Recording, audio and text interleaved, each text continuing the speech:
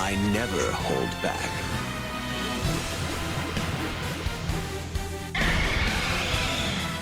Let's go!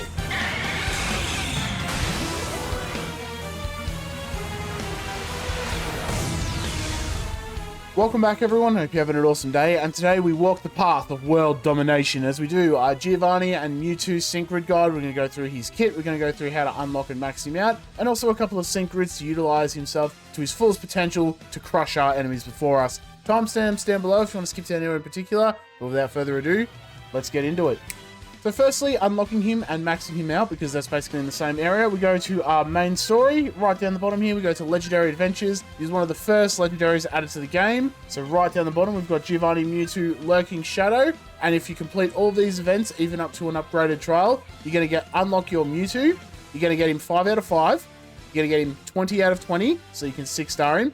And if you do an upgraded trial, you'll get the Champion Spirit and also his Power Crystals to Mega Evolve him into Mega Mewtwo Y. And for his themes, he is a striker, so anything to up his special attack is going to be helpful. Psychic, Kanto, and Villain are his generic tags, and he's also got a special one with Complicated Family, shared between him and his son, Silver and Ho-Oh. If you didn't know that Silver was his child, well, this is an awkward way to figure it out, isn't it? And for his kit, it really is just about doing some big damage out. He's kind of built like a glass cannon, not a lot of defenses, not a lot of health, but has pretty decent special attack and speed, which is all you kind of really need. So first off, we have Confusion, which is just your generic 1-bar spam move with a 10% chance to leave the target confused. This is more just a holdover from when we used to have to unlock all of the abilities on the kit. He would just start off with Confusion, and then you would unlock the stronger abilities. Next up is Psychic, has a 10% chance of lowering the target special defense down by 1 stat rank, so very good for opening them up for some big special damage, and it is also a 3-gauge move. This is probably the move that you're going to be spamming out most of the time over Confusion, because you want to deal a lot of damage, obviously. Nowhere to Hide, raise the user's evasion by 1 stat and your crit rate by 2 stat ranks, so really you only need to use this once to max out your crit rate. I like to use it twice anyway, get that extra evasion up, just so that we can dodge any hits coming our way. Again, we can't really take any damage here. And lastly, Shadowball has a 20% chance of lowering the special defense of the target by 1 stat rank. When you hit them,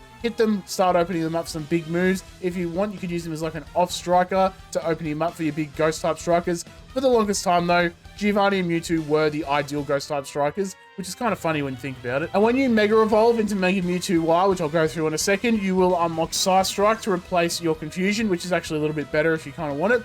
It will deal damage based on the target's defense rather than special defense. So if you want, you can kind of just focus on lowering their defense with, you know, like your Rock Smash, Leer, anything like that, and then hit them with Psy Strike. Does do that little tiny bit more damage than your Psychic, but by that time, your sync move's Psychic anyway. If you're using him as a striker, I would pretty much just ignore this one. And lastly is his sync move, World Domination Psy Strike. Become Mega Mewtwo Y until the end of battle. That's what happens when you give him those Power Crystals. And because you pretty much have him 6-star EX anyway, it's going to hit everyone on the team. Big damage numbers. If you've been using Psychic or Shadow Ball, you hit them, lower their special defense, big damage numbers. Also, want a quick side note, if you have Sycamore and Xerneas, throw him on, he's going to max out your speed, he's going to max out your special defense, and your special attack.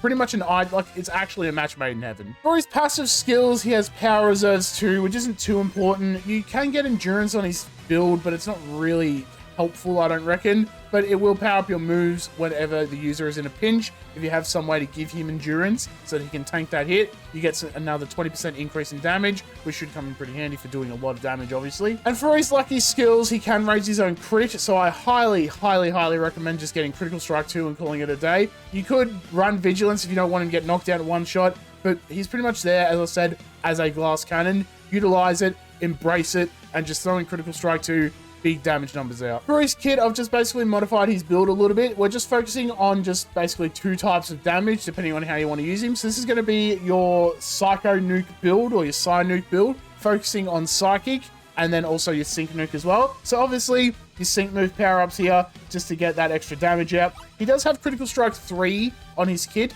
Highly recommend getting that as well. Again, remember, he can raise his crit by +2 anyway. That's an 80%. You can also do it again and get max crit. So hitting it, getting that critical strike on the enemy, 50% increase when you have crit strike 2 as he's lucky. Pretty handy to have. Psychic move gauge refresh. We're going to be using Psychic for this build. Obviously, it's like your Psychic damage build, and so we want to get that move gauge back. It is a 3-gauge move. He can't up his speed. He can't up anything else, really. So getting that move gauge to make sure we can pump it out, it's going to be very handy.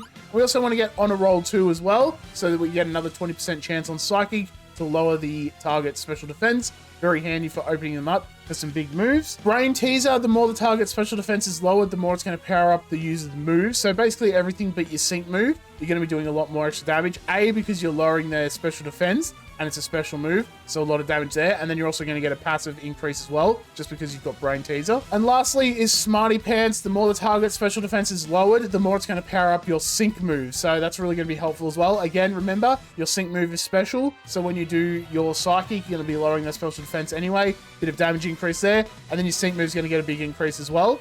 A big hit, especially if it crits. And next up is going to be Shadowball Build, focusing on basically being like a ghost type striker. If you need him as like an off striker, you need to get some damage out, you just want to lower their special defense. However you want to use him, this is going to be your Shadowball Build. So obviously, picking up Critical Strike 3 is going to be very handy. He can up his own crit. Getting crits on Shadowball, we get another 50% increase in damage, if you have Crit Strike 2, obviously.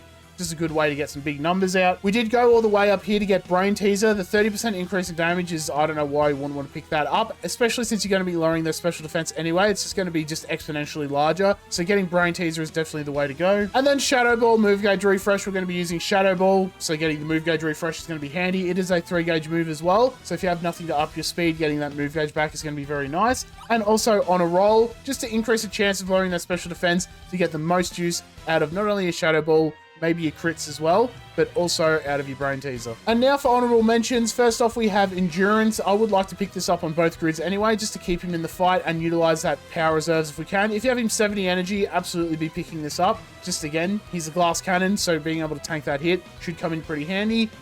That being said, you could just throw in your Sigma Suit Blue and Blastoise, give Endurance to him as well with Safety Net, or any other unit that has Safety Net, and then you can just call it a day. But if you have 70 energy, definitely building it into his kit is going to be very nice. Confusion Move Gauge Refresh. I'm not even going to like dignify that with an answer. It's a 1-gauge move. It does like 20 damage. It's just not worth it. You have Psychic, just use that. Nowhere to Hide, Move MP, and Move Gauge Refresh. The only problem is you only really use this twice. The only good thing about it is that it ups your crit rate. If you need to build the evasion, I'd probably just bring someone to up your evasion in any way, or lower the target's accuracy even.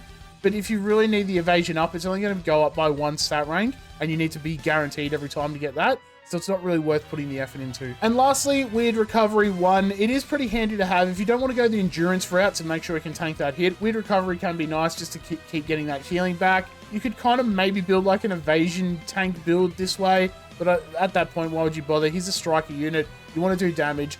This is just nice to get that extra healing out. And that is it for our Giovanni and Mewtwo Sync Grid guide. Thank you all for watching. Hope you all enjoyed. Let me know down below if I gave you some Sync Grid ideas. And also if you have any Sync Grid ideas for me, I'd like to hear them. As you see, basically built like a glass cannon. Big damage numbers.